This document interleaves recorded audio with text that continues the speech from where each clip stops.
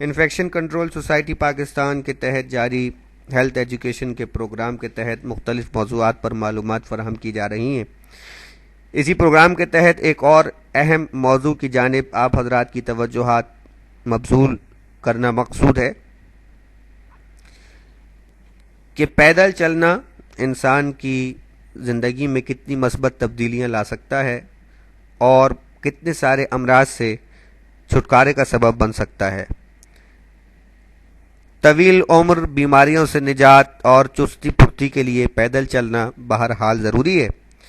اس کے فوائد ہم آپ کے لیے پیش کر رہے ہیں ایک مضمون کی صورت میں، آپ کی سماعتوں کی نظر، آپ کی دلچسپیوں کے لیے واکنگ کے حوالے سے ایک مضمون سماعت فرمائیے۔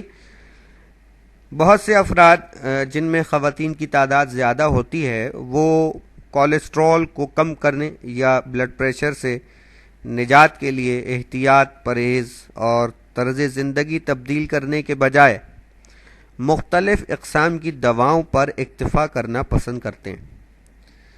جناب، یہ دانش مندی نہیں ہے۔ جہاں دوا ضروری ہے وہاں دوا ضرور استعمال کریں، لیکن احتیاط، پرہیز اور عادتوں میں مثبت تبدیلی ان مہلک امراض کا بہترین، بالکل مفت اور فطری علاج ہے۔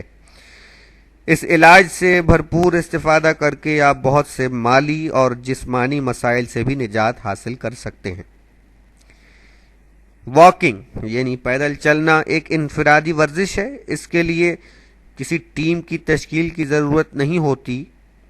آپ روزانہ اپنی سہولت سے یہ ورزش کر سکتے ہیں، لیکن اگر آپ کی شریک حیات، کوئی بچہ یا دوست اس میں شریک ہو جائے تو واکنگ کا لطف دوبالا ہو جاتا ہے۔ واکنگ کے ذریعے یعنی چہل قدمی کے ذریعے آپ امراض قلب کو کم کر سکتے ہیں۔ اس کے حوالے سے کچھ باتیں آپ کی سماعتوں کی نظر کر رہے ہیں کہ کئی طبی مطالعوں سے، تحقیقات سے یہ بات ثابت ہو چکی ہے کہ باقاعدہ جسمانی حرکت اور ورزش سے قلب یعنی آپ کے ہارٹ اور شریانوں یعنی وینز کے امراض سے بچاؤ اور تحفظ حاصل ہو جاتا ہے۔ خاص طور پر قلب کے عضلات کے لیے ورزش بہت مفید ثابت ہوتی ہے۔ چنانچہ ورزش کرنے والے افراد قلب کے عضلات کے مردہ اور زخمی ہونے کی شکایات سے محفوظ رہتے ہیں۔ امریکہ میں ہونے والے ایسے ہی ایک مطالعے سے ثابت ہوا کہ فی ہفتہ 500 کیلوریز باقاعدہ ہلکی ورزش سے جلانے والے افراد کے لیے ہارٹ اٹیک اور فوری موت کے خطرات میں ورزش بالکل نہ کرنے والوں کے مقابلے میں نمایاں کمی ہو جاتی ہے۔ ہلکی ورزش میں عام رفتار سے باقاعدہ واکنگ خاص طور پر قابل ذکر ہے۔ ان تحقیقی مطالعوں کے اثرات خود کم از کم مغربی معالجین نے بہت قبول کیے اور واکنگ کی روش اختیار کر کے ان نتائج کے درست ہونے کی تصدیق بھی کی۔ مثلا امریکہ کے 2000 معالجین کے سروے سے واضح ہوا کہ وہ باقاعدہ سے واکنگ کر رہے تھے اور اس کے فوائد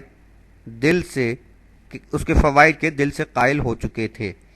نہ صرف خود واکنگ کر رہے تھے وہ تمام ڈاکٹرز اور معالجین، بلکہ اپنے تمام تر پیشنٹس کو یہ مشورہ بھی دے رہے تھے کہ وہ اپنے 24 گھنٹے کی مصروفیات میں سے تھوڑا سا وقت واکنگ کے لیے ضرور نکالیں۔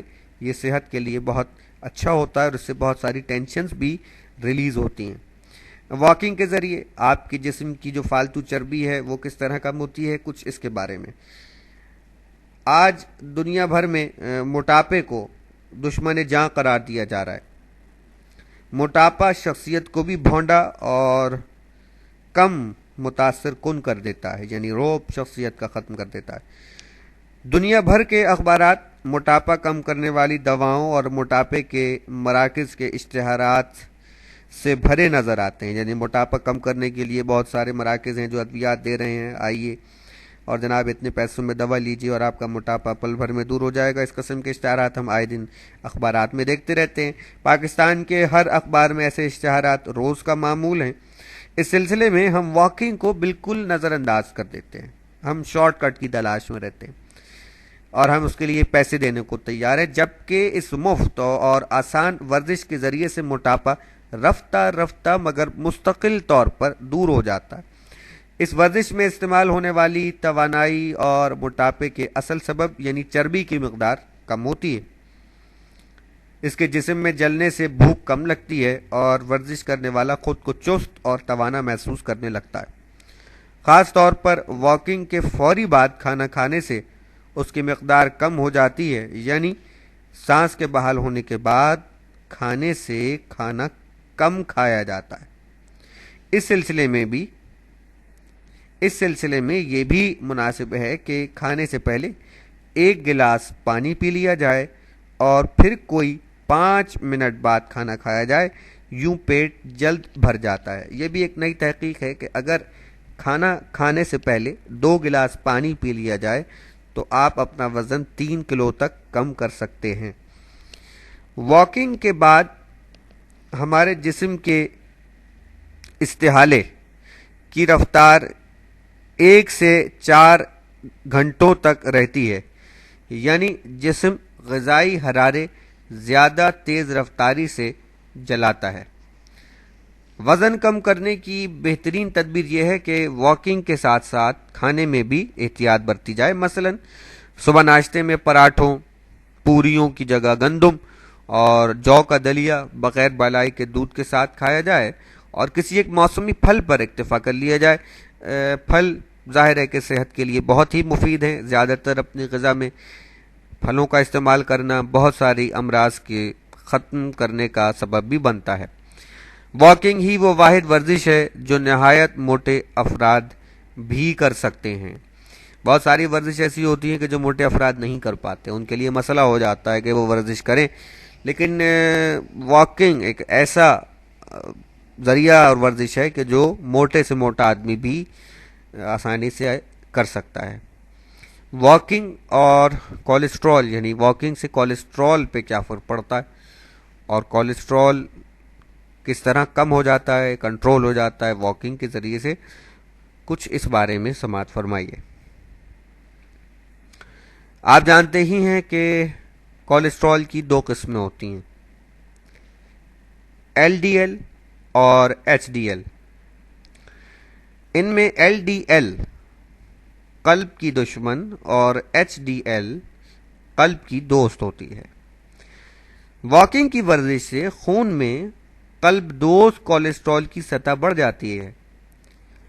یہ اضافہ دوسری ورزشوں سے بھی ہوتا ہے۔ ایک مطالعے سے واضح ہوا کہ ورزش نہ کرنے والے امریکی لوگوں کے خون میں پیدل چلنے کی وجہ سے ایچ ڈی ایل کولیسٹرول کی سطح زیادہ رہی، یعنی ورزش نہ کرنے کے باوجود محض پیدل چلنے سے ان میں قلب دوست کولیسٹرول زیادہ رہی۔ تو لہٰذا اگر ہم ورزش کریں تو یہ ہمارے قلب کے لیے، ہمارے ہارٹ کے لیے بہت فائدہ مند ہے، کیونکہ وہ کولیسٹرول جو ہمارے ہارٹ کو سپورٹ کرتا ہے اس کی مقدار زیادہ ہو جاتی ہے ایکسرسائز کے نتیجے میں اور اسپیشلی واکنگ کے نتیجے میں۔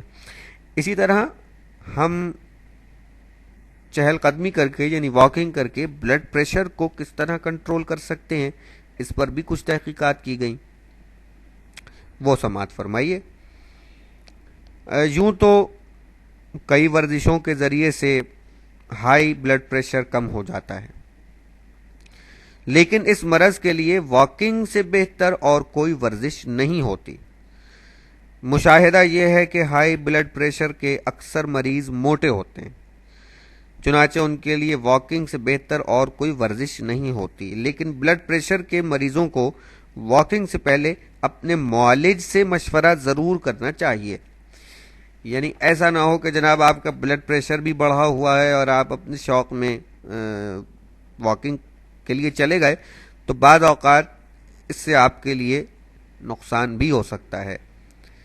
تو کوئی بھی ایکسرسائز کرنے سے پہلے اپنے معالج سے مشورہ ضرور کر لیجئے کہ کتنی اور کس حد تک وہ ایکسرسائز انجام دینی ہے، وہ ورزش انجام دینی ہے۔